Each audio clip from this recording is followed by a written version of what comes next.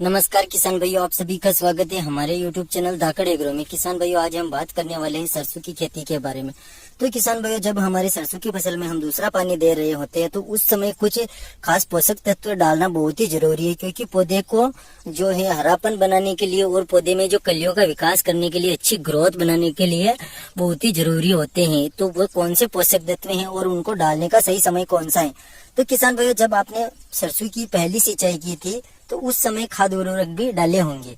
तो इससे पहले किसान भाइयों, मैं आपसे एक छोटी सी विनती चाहता हूं, अगर आप हमारे YouTube चैनल पर नए आए हो तो चैनल को जरूर सब्सक्राइब करें और शेयर करें हमारे किसान मित्रों के साथ। तो किसान भाइयों, बात कर लेते हैं सबसे पहले हम पहले पानी की।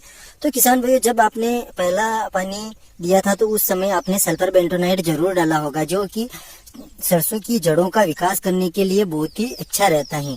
तो उसके बाद अब जो पहली सिंचाई की थी, लगभग किसान भाइयों ने 25 से 30 दिन के अंदर जो किसान भाई ने पहली सिंचाई कर ली थी, अब दूसरी सिंचाई की बारी आती है। तो उस समय क्या होता है किसान भाइयों, जब हमारी सरसों की फसल में फल बनना प्रारंभ हो जाते हैं और फलियों का विकास धीरे धीरे हो रहा होता है, तो उस समय हमें दूसरा पानी देना चाहिए। अब दूसरा पानी देने के साथ साथ कौन कौन से खाद उर्वरक मिलाना चाहिए, कौन सा टॉनिक डालना चाहिए, जिससे जो है सरसों का हरापन काफी बढ़ जाए और फलियों में विकास अच्छी तरीके से और जो ये देख सकते हैं किसान भाइयों, शाखाएं निकल रही है वो भी काफी अच्छी तरीके से निकले। जो पौधे से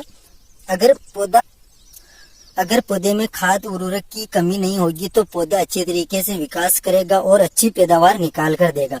तो उस समय हम गलती कर देते हैं किसान भाइयों की, जो दूसरा पानी रहता है तो उस समय हम कोई खाद उर्वरक नहीं डालते हैं और ऐसे ही पिला देते हैं, तो हमारे को नुकसान होता है किसान भाइयों, और उससे हमें पैदावार भी बहुत ही कम देखने को मिलती है। इससे जो बहुत ही कमी होती है हमारी पैदावार में। तो अब बात कर लेते हैं दूसरे उर्वरक में आपको कौन कौन से डालना चाहिए। तो किसान भाइयों, जब आप अपनी सरसों की फसल में दूसरा पानी दे रहे होते हैं तो जो दूसरा पानी देने के बाद आपको लगभग 2 या 3-4 दिन निकल जाने चाहिए, क्योंकि किसान भाइयों 2-4 दिन निकल जाएंगे तो जो हम उसका जो दूसरा डोज देंगे तो उसका हम स्प्रे करने वाले हैं किसान भाइयों सरसों की फसल में। अब स्प्रे करेंगे तो अगर जमीन गीली होगी तो स्प्रे तो नहीं हो पाएगा ना, तो 3-4 दिन निकल जाएंगे तो अच्छा रहेगा, क्योंकि जो स्प्रे करेंगे तो उसके लिए आपको लेना है किसान भाइयों 0052, क्योंकि किसान भाइयों इसमें टोटल ही पोटास पाया जाता है, जो सरसों की फसल के लिए बहुत ही महत्वपूर्ण रहता है। जो आप ले सकते हैं किसान भाइयों NPK 0052, क्योंकि इसमें पूरा पोटास पाया जाता है। तो पोटास की कमी सरसों के पौधे को बहुत ही अधिक रहती है।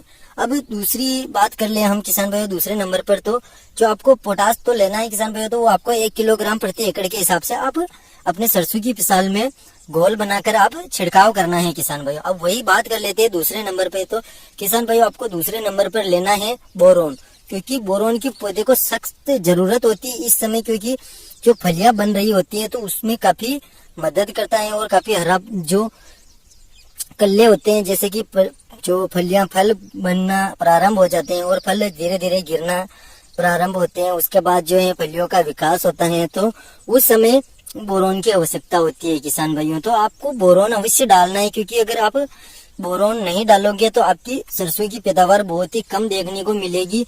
और आपको लेना है किसान भाइयों बोरोन, तो आपको एक आता है 50 ml का बोरोन का जो छोटा सी पैकेट, तो आपको वो अपनी सरसों के फसल में मिला लेना है किसान भाइयों।